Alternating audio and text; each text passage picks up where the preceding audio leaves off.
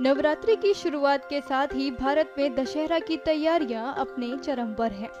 दशहरा से पहले देश भर में विभिन्न जगहों पर रामलीला का आयोजन किया जाता है। दशहरा के दिन रावण के संहार के साथ रामलीला खत्म होती है और रावण दहन कर धूमधाम से दशहरा का त्योहार मनाया जाता है। इस बार दशहरा के लिए सजे अनेकों पंडालों में से दिल्ली के द्वारका का रावण विशेष रूप से चर्चा में है। इस बार यहाँ 211 फीट ऊंचा रावण तैयार किया गया है। दशहरा के दिन के लिए यहाँ महत्वपूर्ण प्रबंधों के साथ ही रामलीला की तैयारियां भी अलग तरीके से की गई हैं। रावण का इतना लंबा पुतला तैयार करने के पीछे इसके आयोजक कुछ अलग ही कहानी बताते हैं।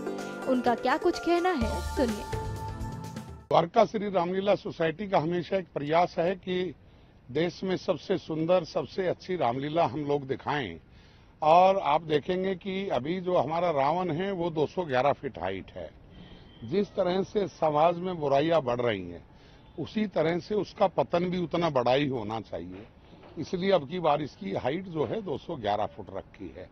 और जो हमारा स्टेज का सेटअप है वो अब की बार हमने जो बाबर ने जिस राम मंदिर का विध्वंस किया था, उनसे पहले जो राम मंदिर था वो राम मंदिर का सेटअप अब की बार बनाया गया है। क्योंकि पिछली बार जो अभी लेटेस्ट हमारा राम मंदिर है उसका सेटअप हम लोगों ने लगाया था।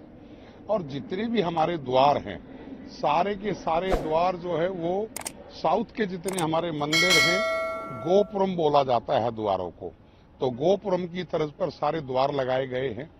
10,000 लोगों का यहाँ बैठने की व्यवस्था है। चप्पे चप्पे पर सीसीटीवी कैमरा है। आप देख रहे हैं मेटल डिटेक्टर गेटों से जांच होती है। 10,000 गाड़ियों की पार्किंग के लिए अलग जगह है हमारे पास। और लगातार एक हमारा प्रयास है कि देश में सबसे सुंदर, सबसे बेहतर और पूरी की पूरी रामलीला वो एनिमेशन के द्वारा 3D में बहुत सुंदर हम लोग करते हैं। और एनसीआर के कलाकार सब इसके साथ अभिनय करते हैं। सर, इस रावण को बनाने में कितना टाइम लगा, कहाँ से इसके आगे स्टार्ट? रावण को बनाने में लगभग 4 महीने का समय लगा है। और अंबाला के पास एक गांव है बरारा, वहां के तेजेंद्र चौहान जी हैं, उन्होंने आधे 2 महीने के करीब 2-2.5 महीने काम किया अंबाला में। वहां से ट्रक से लोड करके यहां लाए और 1.5 महीना काम यहां किया। लगभग 4 महीने में ये कंप्लीट हुआ है और 30 लाख रुपए इसके ऊपर खर्च हुआ है। तो मैं समझता हूं कि भारत ही नहीं, दुनिया का सबसे ऊंचा रावण और सबसे सुंदर रावण आपको द्वारका रामलीला सोसाइटी सेक्टर 10 में देखने को मिलेगा। जी सर, जितना बड़ा ये रावण है, दशहरे वाले दिन जब इसको जलाया जाएगा तो जाहिर है कि सिक्योरिटी का भी ध्यान रखा जाएगा, क्योंकि जल के गिरेगा, पटाखे भी हैं, तो उस चीज का क्या इंतजाम है, सिक्योरिटी का क्या इंतजाम है? देखिए, निश्चित रूप से हमारे 200 वॉलंटियर तो द्वारका श्री रामलीला सोसाइटी के हैं और 100 के करीब हम प्राइवेट गार्ड लेते हैं। उसके अलावा 100 के करीब हमारे पास सिविल डिफेंस के बच्चे आते हैं।